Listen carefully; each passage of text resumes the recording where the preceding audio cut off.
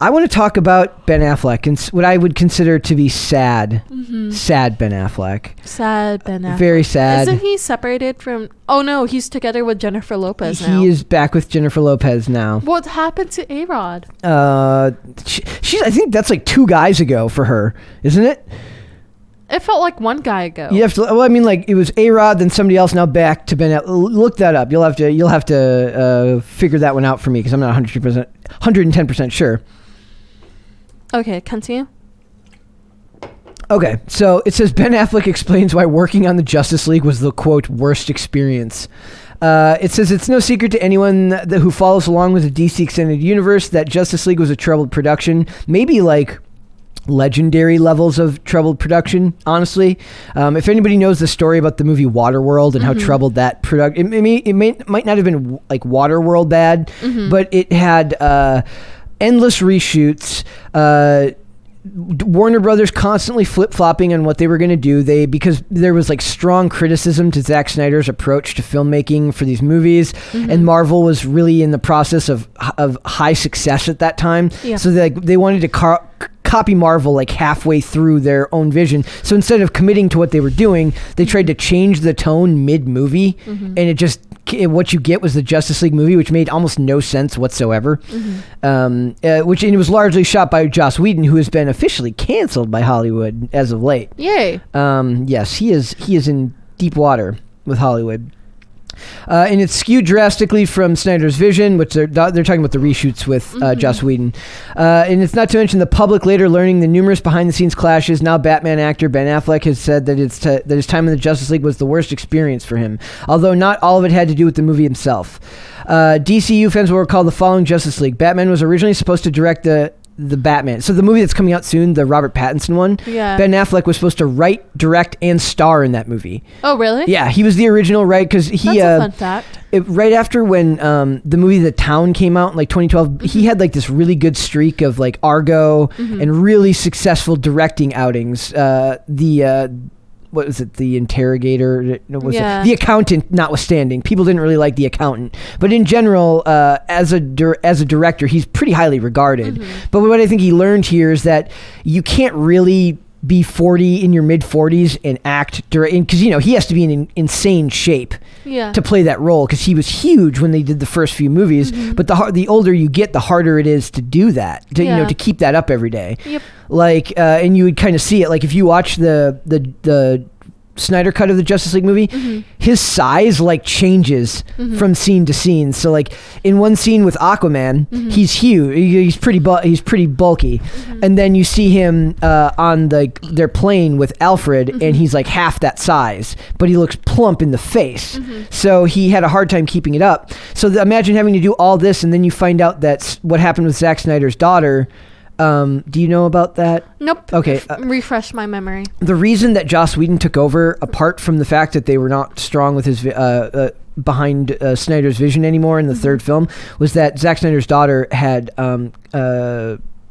committed suicide. Which is very, very sad. Like, so there's all these troubles behind the production, and it just, when it came out, it felt like it was just over. Like people were just over it. And he kind of had a bad go from the beginning, because there was like, as soon as he was cast, the writers and the producers at Warner Brothers were like, get off social media for at least a week.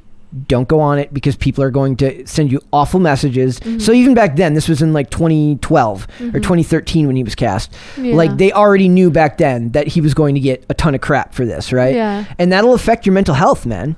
Like, I wanted to ask you, said, there was a petition to get him fired from that role. Have you ever heard of anything similar like that happening in like animation or in any of the stuff that you follow? Not in animation, but in politics. They try to get rid of Kevin McCarthy. I don't know who that is. He's one of the I want to say governors of California. Okay. Yeah. Oh, Gavin Newsom? No. Kevin McCarthy. Yeah, okay. Because he's a Bakersfield local. Okay. And they try to get rid of him. And my friend asked me, do you want to sign the petition? And I was like, I don't have time for this.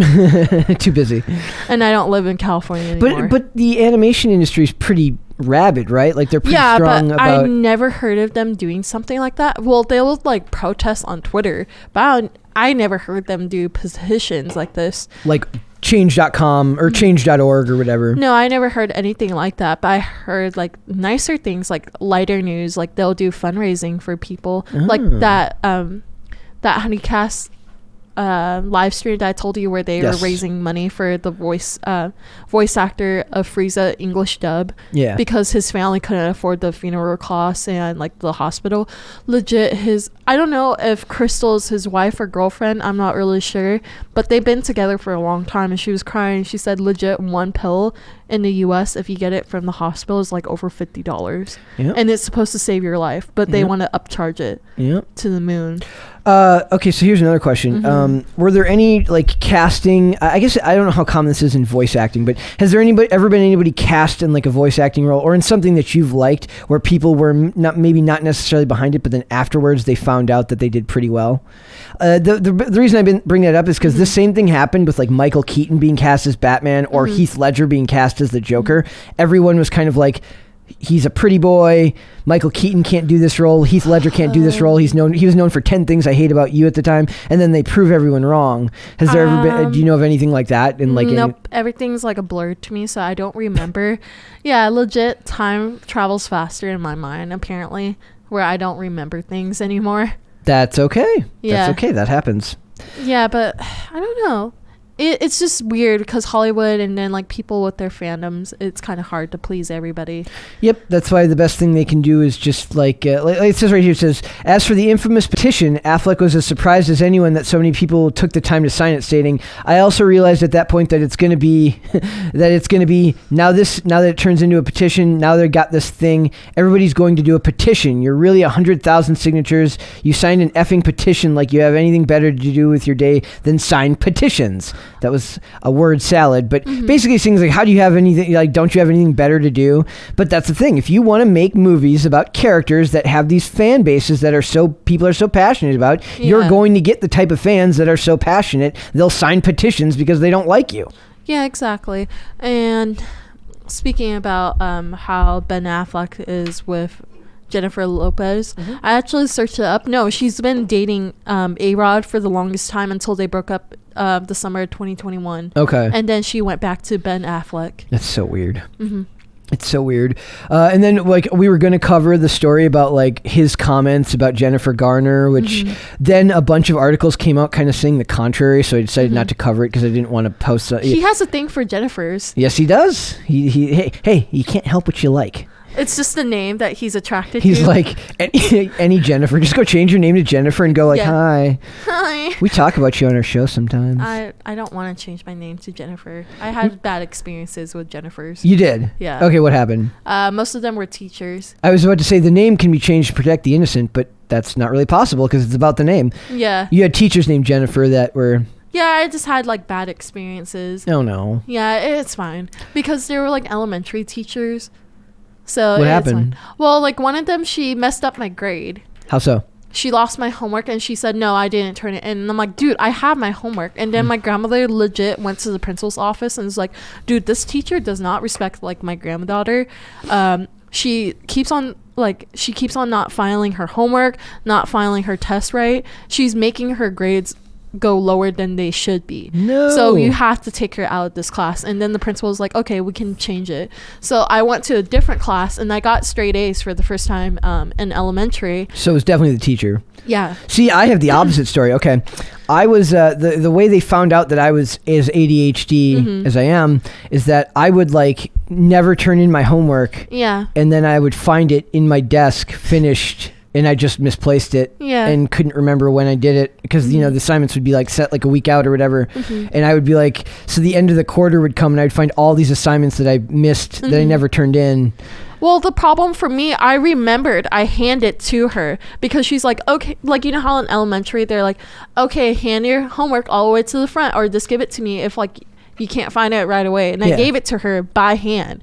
And then the next day I was looking at my grades because they'll print out like what you're missing and like what's your total grade before the end of the quarter. And I was like missing a couple of stuff, and I was like, I'm sure I turned this in. And she's like, are you sure?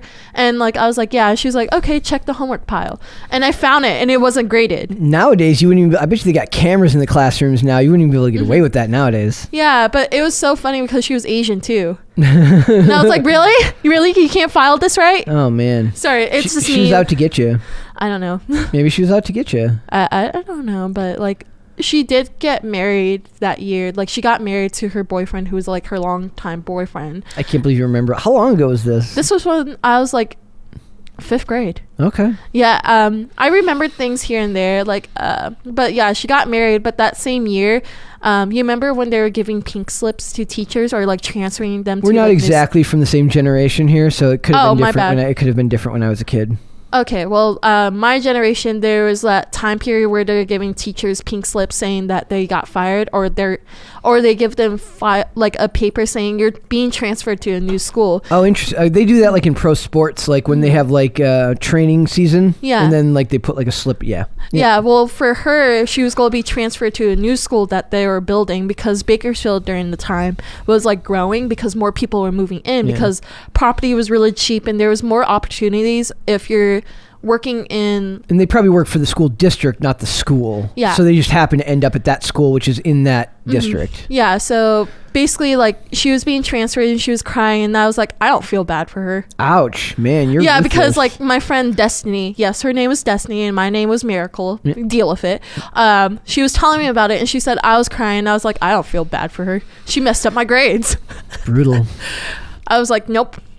So some of these comments are really funny about this article. It says, this is a comment on the Cosmic Book News part of this article. It says, I put the full fault on the executives at Warner Brothers for this. Snyder had a clear vision for his universe. Warner Brothers dropped the ball by playing catch up on Disney and the MCU. Like I was saying, they wanted to, basically the idea was like, they wanted to be able to create the Avengers, because arguably the Justice League before the Avengers ever came out was a more famous property by far. Like if you'd went up to somebody on the streets before 2012 and asked them if they knew what the Justice League was or the Avengers, I bet you everyone would have said the Justice League, and very few people would have said the Avengers, because it just wasn't as mainstream. And it says they wanted to play catch up with the MCU on top of firing Snyder while he was still grieving for the loss of his daughter, hiring Whedon for a rush job, then having zero plans for the Justice League. They set themselves up for failure. I don't blame Affleck for wanting to call it quits. It's not worth the drama. He doesn't need the paycheck nor the publicity, so what's the point? And they're still doing it. Remember, they're gonna retcon out all of like Superman, Batman, in favor of Supergirl and Batgirl. They're doing Batwoman. No, I think they're doing Batgirl. Ugh. Well, actually, I like Batgirl more. Yeah, but still, like they're doing what is very clearly an agenda-driven switch, which nobody is going to feel is authentic. They're going to bring in Michael Keaton so he can play like, here, look at my replacement, and it's going to fall flat again. And then they're going to say why? They'll say either the fans are toxic and just don't like strong, independent women, when clearly it's because there's an agenda. It's because you don't just delete all this stuff and pretend it didn't happen without a reason like that. So the fans will once again get blamed. So I just thought this was interesting, because I just remember when all this stuff was happening, I felt really bad for Ben Affleck, because I do think he is a fantastic director, and just felt like he was getting like crap on both ends, like from all sides. Like he couldn't win with the fans early on, and that, before they did Batman vs Superman, and then when it finally came out, it got like mediocre ratings from critics, or below, far below average from critics. The film was chopped by like 35 minutes, so it barely made any sense in the theatrical cut, but made perfect sense when you watched it on the in the extended edition. So it felt like everything that could happen that was bad actually did happen. And then there was like changes to when he was going to be making the Batman. It seemed like there was new bad news. I remember this because I was working like at the gas station that I worked at the time, and it was like there was like a new thing of bad news once a week, and you just couldn't win. Thanks for watching this clip, guys. If you want to see full episodes or follow us on social media, links are in the description below. Bye.